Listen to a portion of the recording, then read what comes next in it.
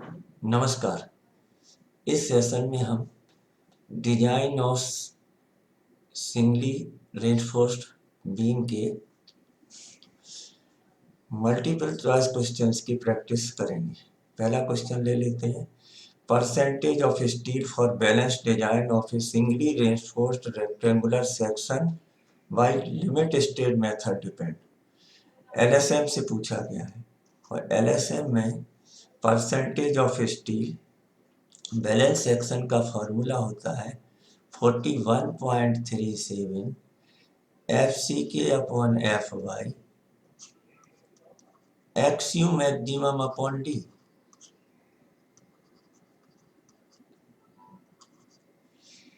इसका मतलब हुआ कि आपका percentage of steel F C K पर डिपेंड करता है, means characteristic strength of concrete पर डिपेंड करता है। एफ वाई पर डिपेंड करता है, F Y means yield strength of steel पर डिपेंड करता है। अब नेक्स्ट चीज है X U upon X U maximum upon D, और X U maximum upon D balance section के लिए निकालें तो ये वैल्यू होती है 0.0035 upon 0.87 F Y upon E S plus 0.002। तो इसमें से ES इसका मतलब है कि आपका modulus of elasticity of steel पर डिपेंड करती है।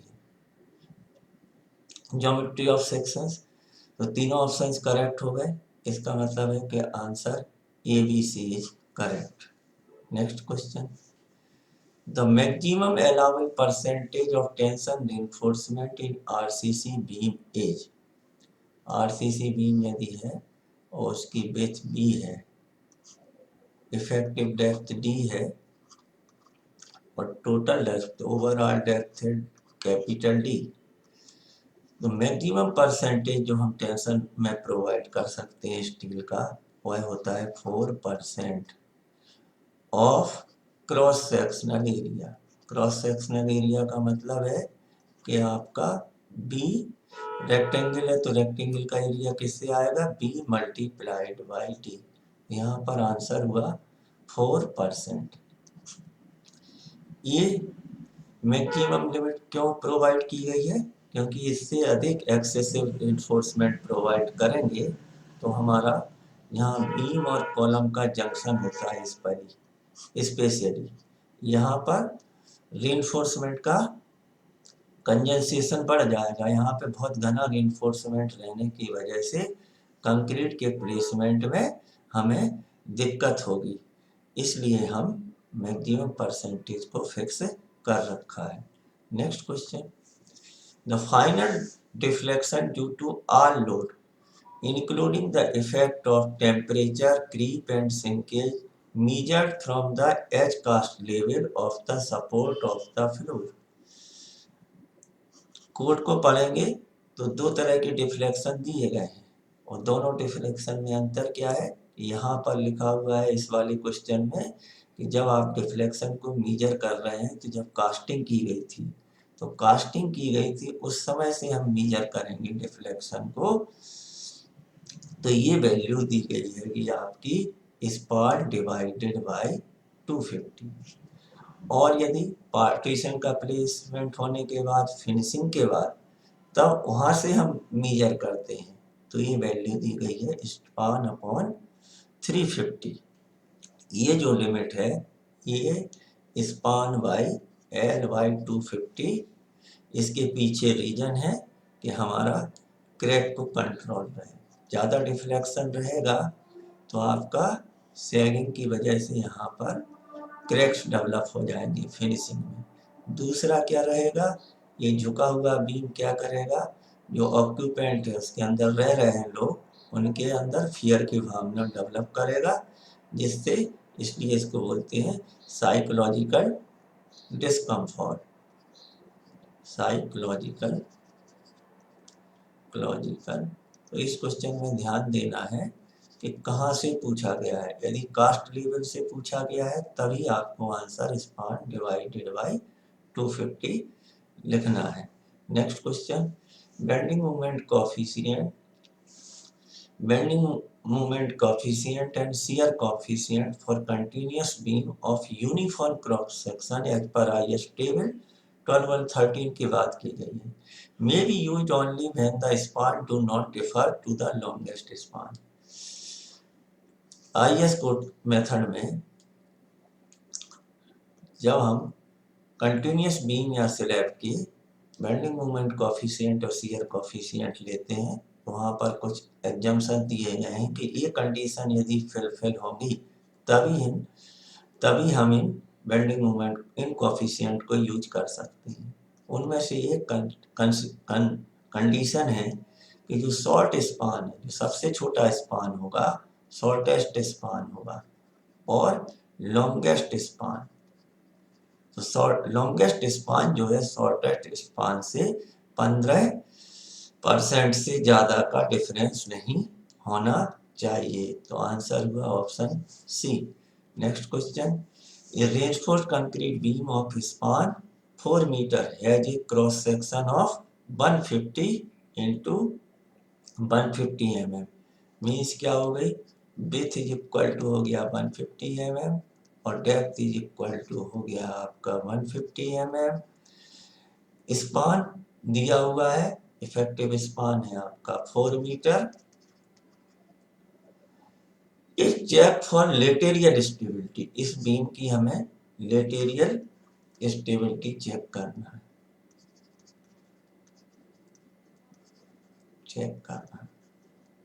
एंड डिफ्लेक्शन के लिए भी चेक करना है। तो पहले डिफ्लेक्शन के लिए आसान है, डिफ्लेक्शन के लिए चेक करते हैं। तो कैंटिलीवर के लिए L/T ratio, span upon effective depth, इसका आपका D रेशियो जो रहता है वो आपका 7 रहता है। कितना रहता है? 7। तो आपका L/2 जो है रेशियो आपका आ गया 4 metre means 4000 mm divided by D 150 mm। इसको डिवाइड किया, ये आ गया 26.67। इसका मतलब क्या है, आपका ये वैल्यू 7 से ज़्यादा आ गई। L/D रेशियो विद इन 7 रहना चाहिए, या ये वैल्यू आ गई, इसलिए आपका ये डिफ्लेक्शन में क्या हो जाएगा, काम का नहीं रहेगा, अनसर्विसेबल रहेगा। डिफ्लेक्शन में अनसर्विसेबल रहेगा। तो पहला तो ये फेल इन डिफ्लेक्शन हो जाएगा। अब लेटेरियल स्टेबिलिटी चेक करते हैं। लेटेरियल स्टेबिलिटी में कंप्रेशन जोन में आपका क्या है, बकलिंग हो जाएगी। लेटेरियल स्टेबिलिटी कैंटिलीवर कॉलम की, कैंटिलीवर बीम की, आपकी कैंटिलीवर बीम। अब स्टेबिलिटी के लिए चेक करते हैं। स्टेबिलिटी के लिए लेटेरियल स्टेबिलिटी कैंटिलीवर के लिए अपनी होती है किसके बराबर, किससे ज्यादा। For cantilever the clear distance from the free end of cantilever to the lateral strength shall not exceed 25 b। 25 multiplied by b is equal to 150। ये वैल्यू हो गई है अपनी 3750। दूसरा आपका रहता है 100 b square upon d। 100 with भी 150 है, multiplied by 150 divided by d। ये आ जाएगा अपना 15,000 mm। इनमें से जो कम हुआ का मतलब हुआ विच एवर इज लेस तो 3750 mm हियर। फिर क्या हुआ कि जो अपना स्पान है एल जो है आपका 4000 mm, ये भी आपका 3750 mm से ज़्यादा है, इसलिए बीम लेटेरियल स्टेबिलिटी में भी फेल हो जाएगा। तो आपका आंसर हुआ कि आपका feel in both deflection and lateral stability. Next question ले लेते हैं। The minimum beam is required for a reinforced concrete beam for 2 hours of fire exposure. Fire beam जो है, रेनफोर्स्ड कंक्रीट बीम को फायर रेजिस्टेंस के लिए कितना fire resistance रहेगा, ये इसके ऊपर डिपेंड करेगा कि आपका कितने घंटे के लिए फायर से एक्सपोजर मिलता है। और अलग अलग एक्सपोजर के लिए अलग अलग बीम की विड्थ दी गई है।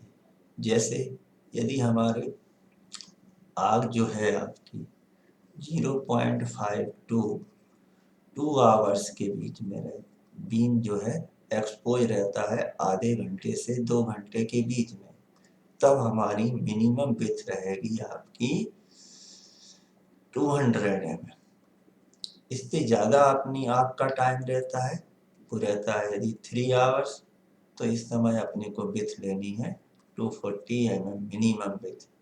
और यदि 4 hours का एक्सपोजर मिलता है तब यही विड्थ हो जाती है 280 mm।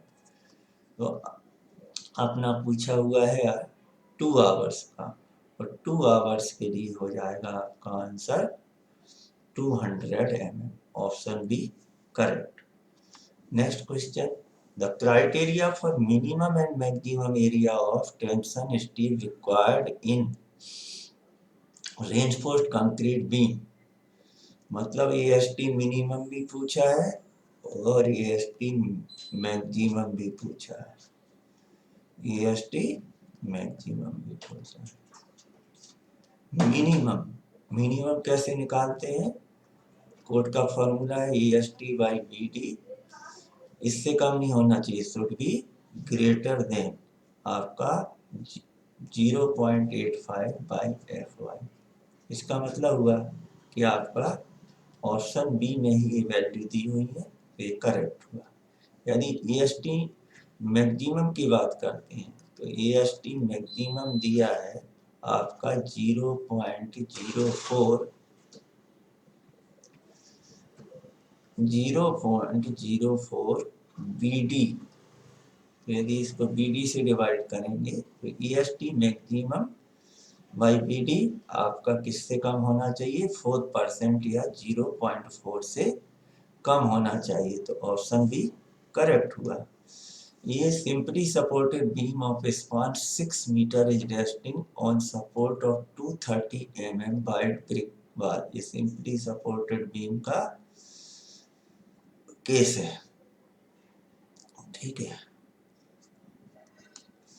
Assume depth of the beam 85 mm per 1 meter span and also assume width of the beam equal to width of the support। width of the beam तो हो गई है अपनी 230 mm, BS के बराबर है तो 230 mm। Depth of the beam दिया हुआ है, डेप्थ ऑफ द बीम दी हुई है आपका 85 पर 1 मीटर स्पान। तो 6 मीटर के लिए डेप्थ ऑफ बीम हो जाएगी आपकी 85 मल्टीप्लाइड बाई 6, और ये वैल्यू हो जाएगी 510 mm। अब निकालना क्या है? Factored load of the beam निकालना है। तो सिर्फ क्या है, डेड लोड दिया है, तो डेड लोड निकालने के लिए हम बीम के क्रॉस सेक्शन को उसके स्पान से मल्टीप्लाइड करेंगे। बीम का क्रॉस सेक्शन मीटर में हो जाएगा 0.3 मल्टीप्लाइड बाई 0.51, और ये आपका हो जाएगा 6 मीटर। कंक्रीट का जो यूनिट वेट होता है आरसीसी का होता है 25 किलोन्यूटन पर क्यूबिक मीटर। तो इन सबको मल्टीप्लाइड किया तो ये आ गया 17.59 kilonewton.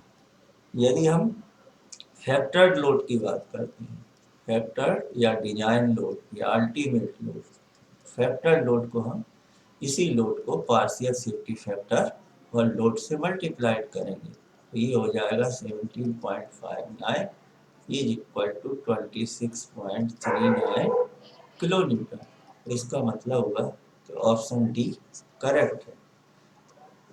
minimum tension reinforcement Fe 500 in the beam of size 450 mm into 600 mm, effective depth of 550 mm.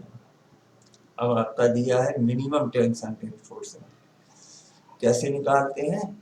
EST by BD is equal to 0.85 upon Fy।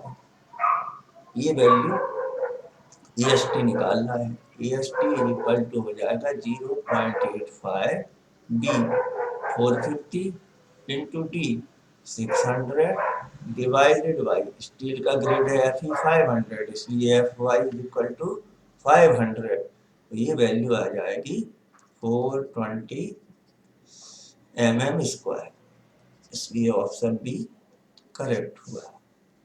Next question,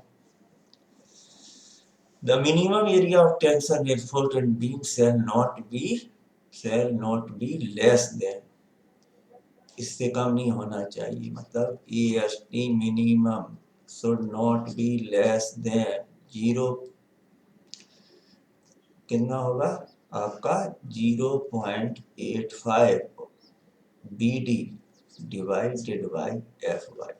इसी फॉर्मूले का दूसरा रूप है EST by BD should not be less than 0.85 by Fy। Next question, in RCC beam the side face reinforcement is provided if its depth, side face reinforcement sides में provide करते हैं, तो ये जो है आपको जब डेप्थ ऑफ बीम 750 mm से ज़्यादा होती है तब साइड फेस रिइंफोर्समेंट प्रोवाइड करती है।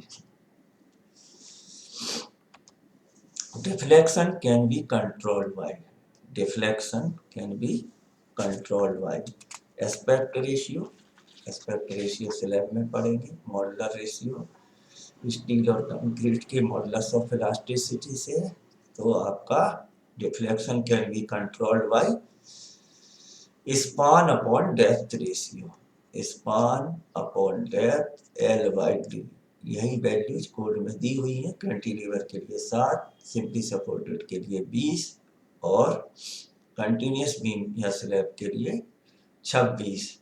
Next question, in limit state design maximum limit imposed by IS 456-2000 on the redistribution of moment in statically indeterminate beams।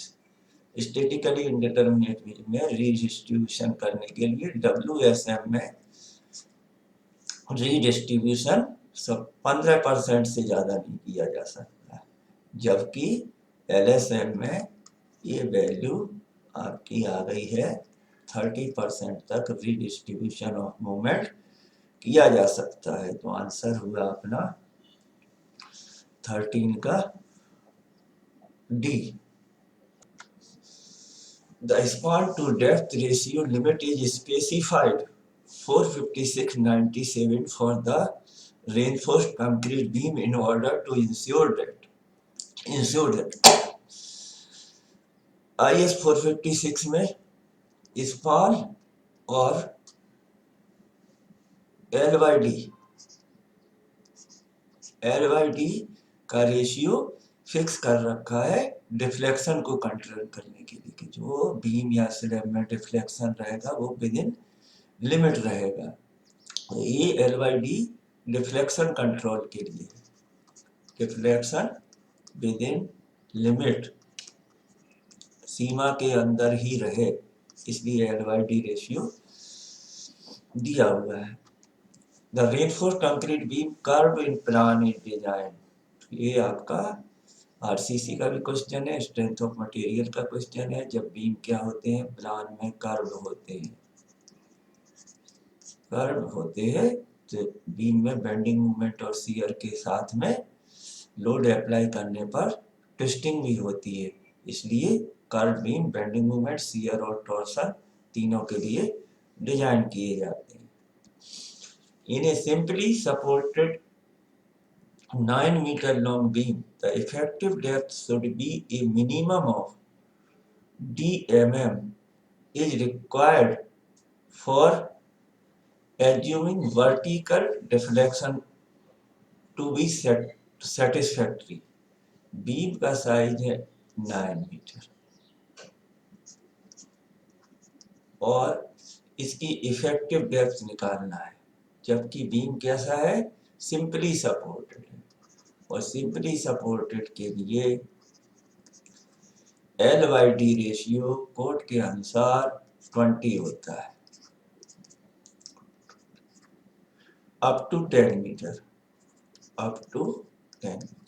यहाँ स्पान 9 मीटर है, इसलिए फॉर्मूला अपना काम में आएगा। स्पान हो गया 9, एक ही यूनिट रखनी पड़ेगी 9000 mm डिवाइडेड बाई डी, तो डी अपना mm में आ जाएगा, इज इक्वल टू 20, तो D is equal to 9000 divided by 20 is equal to 450 mm. Next question. If D is the effective depth, B is the width and D is the overall depth. कई बार students इस question में गलत कर देते हैं, क्योंकि RCC में maximum effective depth का यूज होता है। आपका maximum area of compression reinforcement पूछा गया है, मतलब कंप्रेशन में मैक्सिमम एरिया ESC पूछा है, ESC मैक्सिमम, तो ये आपका होता है 4% of cross sectional area. Cross sectional area किससे बनेगा, हमेशा B मल्टीप्लाइड बाई D, 4% का मतलब 4/100, इसका मतलब आंसर हुआ 0.04 BD। Next question, the minimum vertical space of main reinforcement in RCC beam.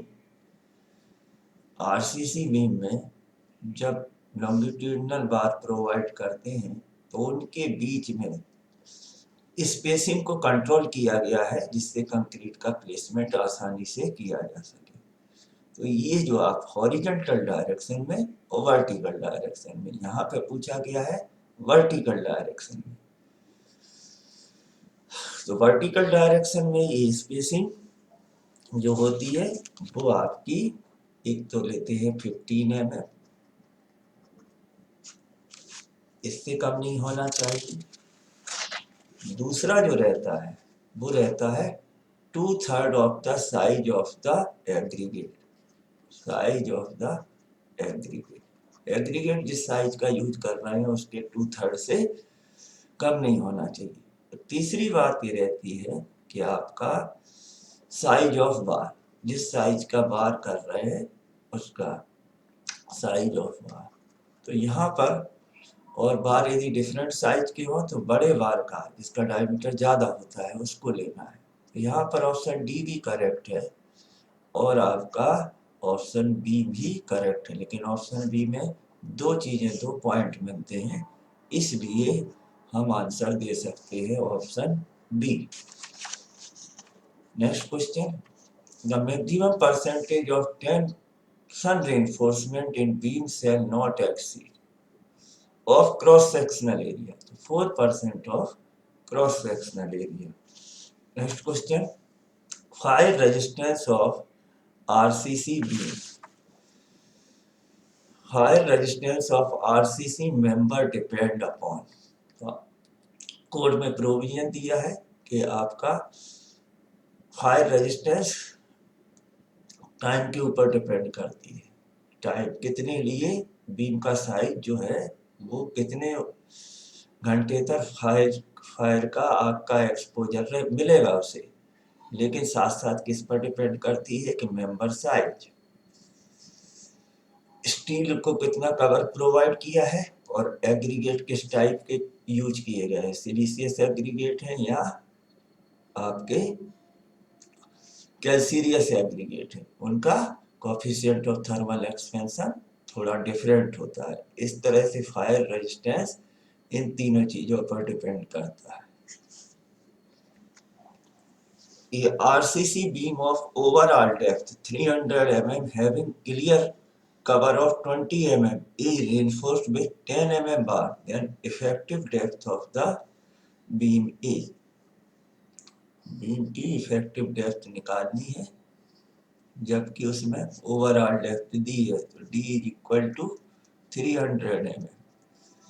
Clear cover मतलब रेनफोर्समेंट की सरफेस से और यहाँ तक कंक्रीट तक डिस्टेंस, कंक्रीट के बॉटम तक डिस्टेंस, ये डिस्टेंस दिए 20 mm, इसको माइनस करेंगे 20 mm minus centre of reinforcement से लेते हैं इसलिए बार के डायमीटर को हाफ करेंगे तो ये हो जाएगा 10/2। तो ये आपकी इफेक्टिव डेप्थ आ जाएगी 275 mm। Option C correct. Next question, A singly reinforced rectangular concrete beam of effective span 4 meter is subjected to a dead load of 15 kilonewton meter and live load of 12 kilonewton.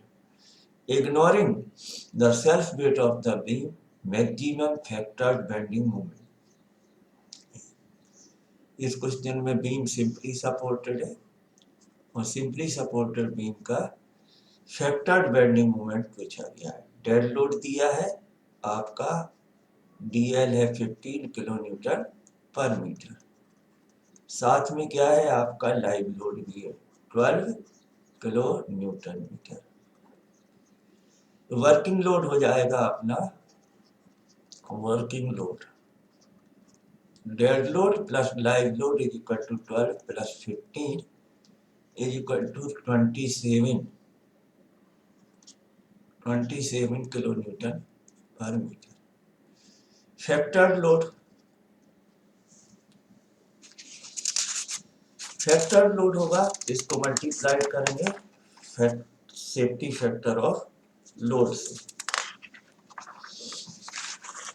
Safety factor for load से। Working load हो गया आपका 27 factor of load से factored load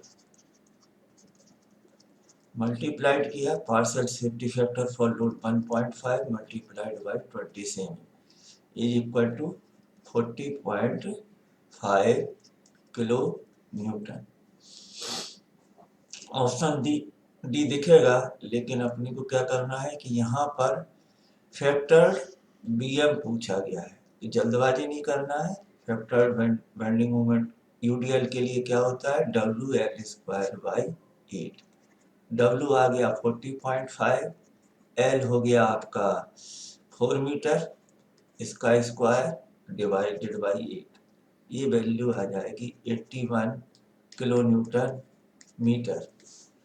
next question, the load on a lintel is assumed uniformly distributed if the height of the masonry above it is up to a height। Lintel का question पूछा गया है और lintel भी beam की तरह काम करता है। लिंटल की अलग अलग कंडीशन है, उनको हम तैयार कर सकते हैं, लेकिन यहाँ पर ये पूछा गया है कि इस लिंटल के ऊपर क्या है वाल है, ये डोर होगा और डोर के ऊपर लिंटल है, इसके ऊपर मैसनरी है। तो ये लिंटल जो है इसका मैसनरी की वजह से जो लोड आता है ना, फिर ट्रायंगुलर डिस्ट्रीब्यूशन होता है 60 डिग्री पर, लेकिन इसको UDL कब माना जा सकता है कि इस लिंटल पर UDL करेगा जब हो जाएगा ये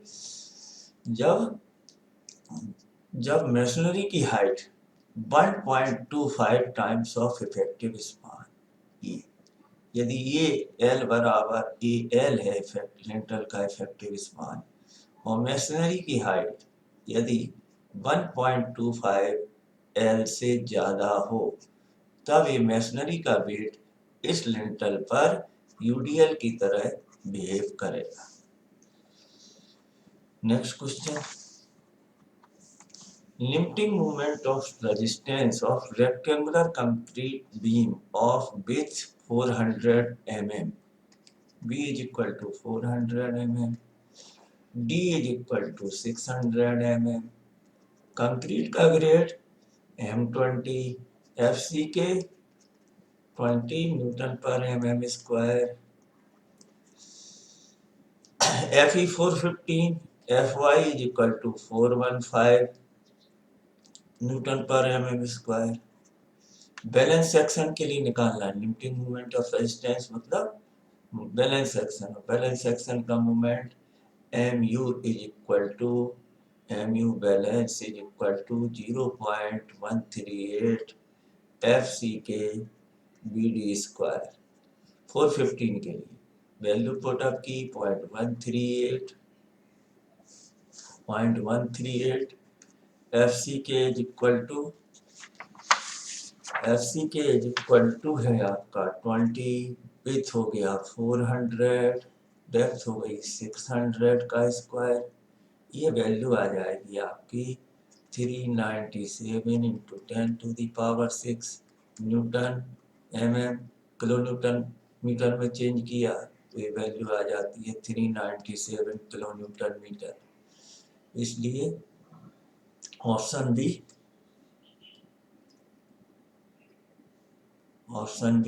करेक्ट हुआ। Next question, in a beam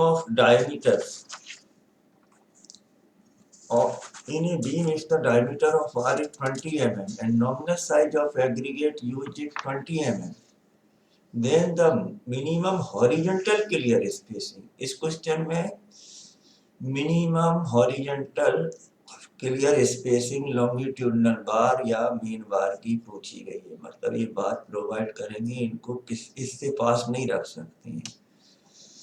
क्या प्रोविजन दिए हैं कि पहला तो रहता है बार की साइज से कम नहीं होना चाहिए।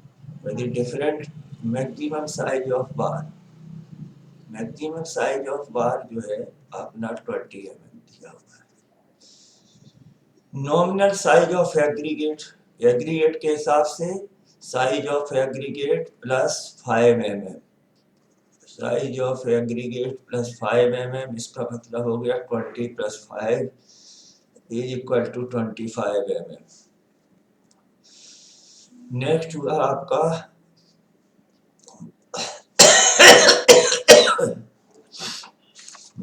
अपना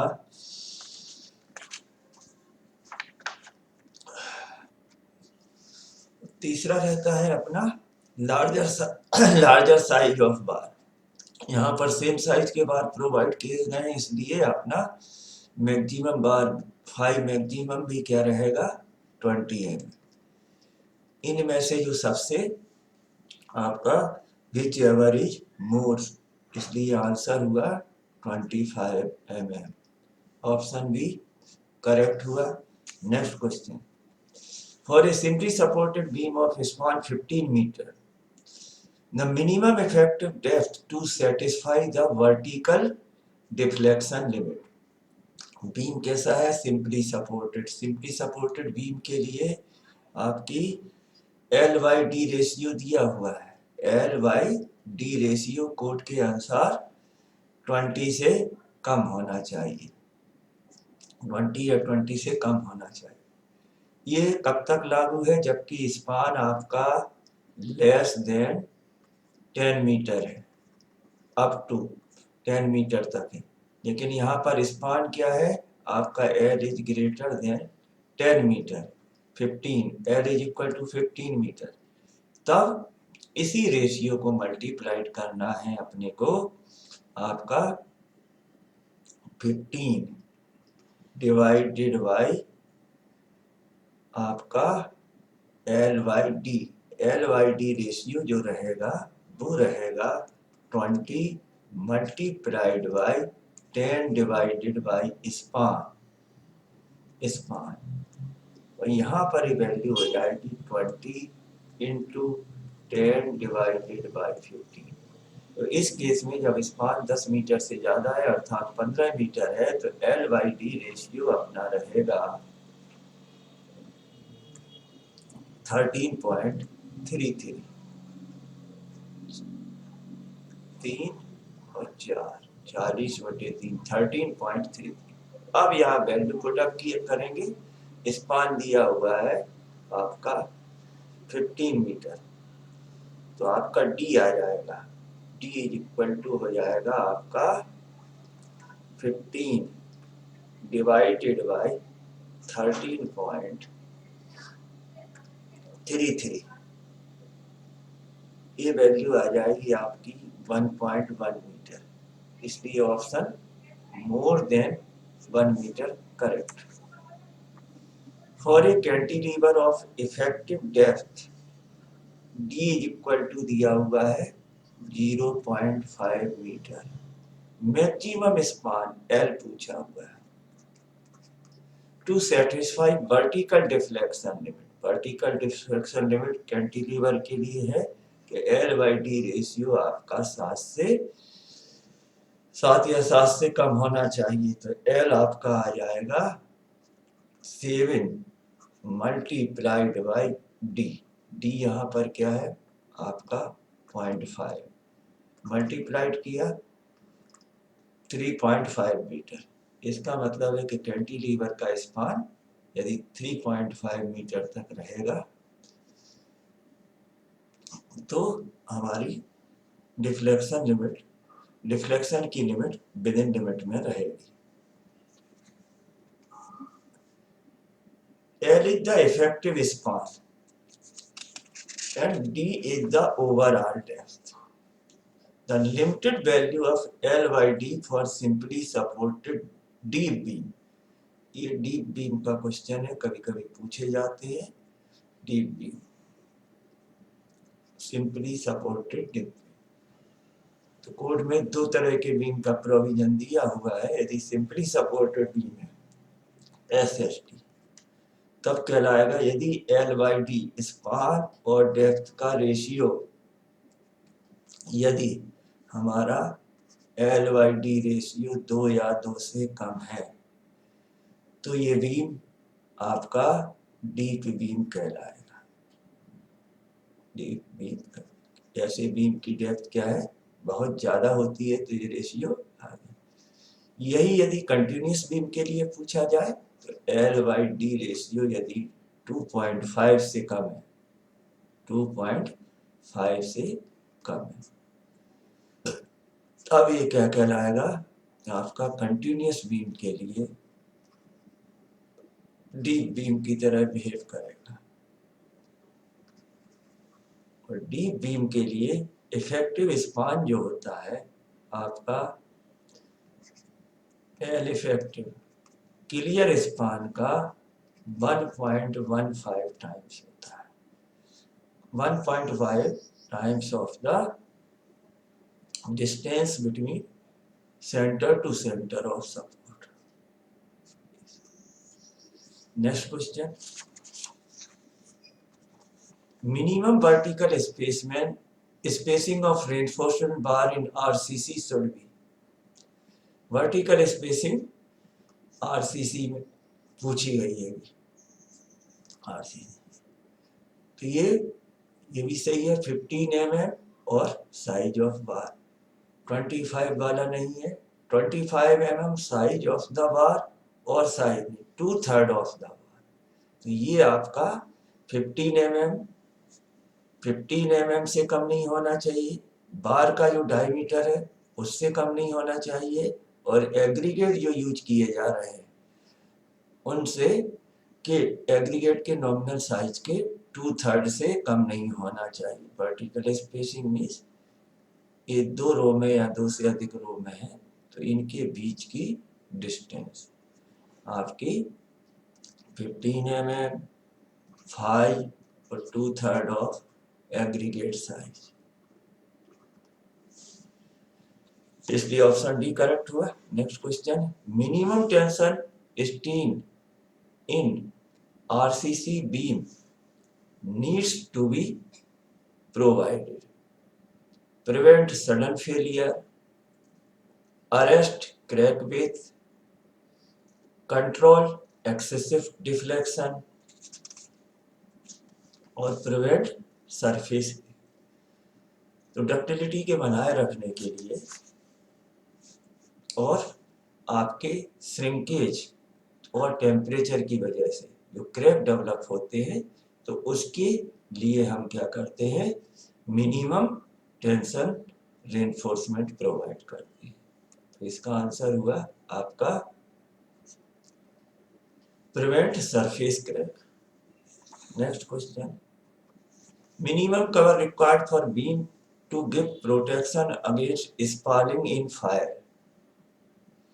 ये आपका आंसर है इसका 50 mm। Next question, the horizontal distance between reinforcement bar of a beam for 415 steel shall not be less than। तो ये Fe 415 के लिए अलग अलग ग्रेड की स्टील के लिए अलग अलग वैल्यू दी गई है रेनफोर्समेंट के लिए। ये किसके ऊपर डिपेंड करती है, पहला तो डिपेंड करती है कि ग्रेड ऑफ स्टील। बीम के अंदर जो हॉरिजॉन्टल डिस्टेंस प्रोवाइड की जाती है वो मिनिमम डिस्टेंस स्टील के ग्रेड के ऊपर डिपेंड करती है, और मूवमेंट का कितना रिडिस्ट्रीब्यूशन किया गया है, 10%, 0%, 15%, 30%। तो इसके डिस्ट्रीब्यूशन तो कोड में एक टेबल दी हुई है, उसके हिसाब से यदि हम